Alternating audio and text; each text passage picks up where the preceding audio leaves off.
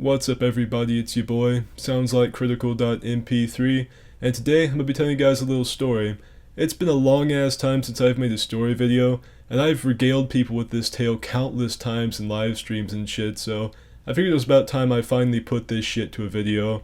The gameplay you're seeing in the background is me absolutely slapping some wet asshole around in Destiny's Crucible. So, pop a squat by the campfire, bust out your G Fuel and nacho cheese Doritos, and listen to my asshole. So this story goes way back to my freshman year. I was about to take my very first high school art class, and I ended up having a real mixed bag of feelings about those classes, a real dichotomy of emotions. Because on the one hand, that class was super fun, and I usually look forward to it most days.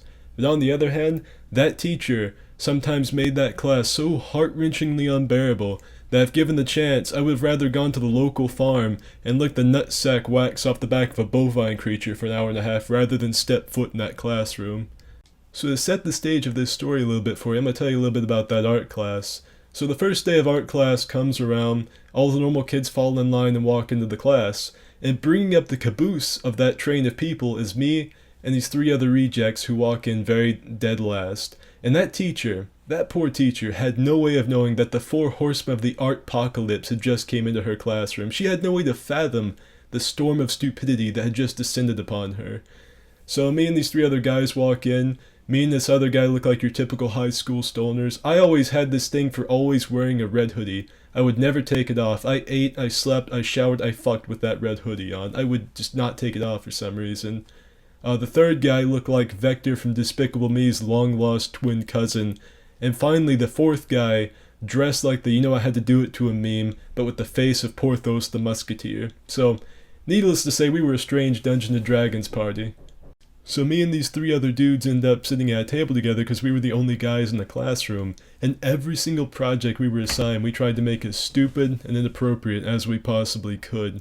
Like, for instance, there was this one project that we were supposed to draw a portrait of someone else in the classroom, and all three of us drew someone else at the table in crusty cum socks, and the teacher knew it.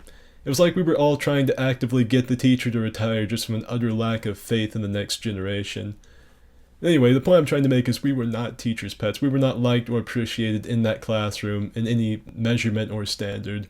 So needless to say, we were all becoming fast friends, and we wanted to figure out a way that we could hang out together outside of school.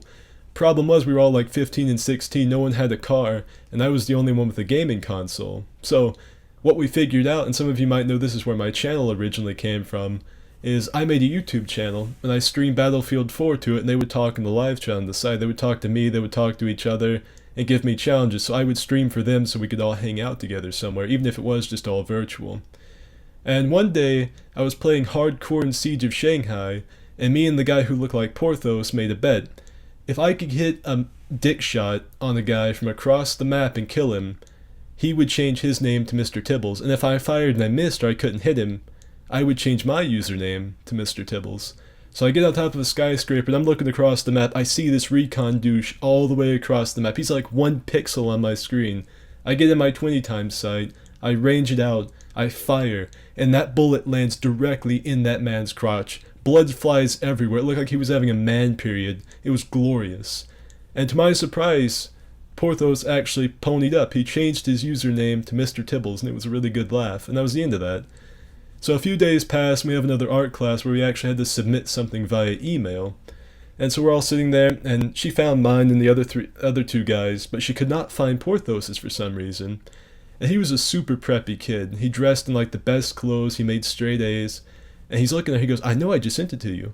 I had to have. I just pressed the button, I sent it to you again. I just now did. Look again."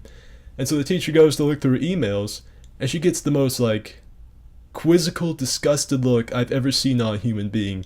It was like when a dog smells its own fart, when it like droops its head to one side and kind of cocks its eyes a little bit. That's how she looked at him. So she looks at this guy, this preppy dude, looks at him and goes, "Are you Mr. Tibbles?" And this poor man was broken right there in that moment, because he had completely forgotten that changing your username on YouTube means you change it everywhere. His real name was gone. He was now Mr. Tibbles all the way across all of his accounts. So he gets red as a fucking tomato and walks out of the classroom. Meanwhile, me and these other three guys knew exactly what fucking happened. And I have not ever laughed that hard in my life. And I still haven't laughed that hard since. I was beside myself. I actually thought my stomach was going to come out my ass. I was laughing so hard at that shit. And the art class went on. I took a couple more. And eventually, we all moved on to different classes and all that other kind of shit. But that day, when that poor man, that preppy kid, got called Mr. Tibbles by the art teacher right in front of everyone else, will never leave me. That's one of my favorite high school stories, and I thought I'd share it with you guys, so that's it. See ya.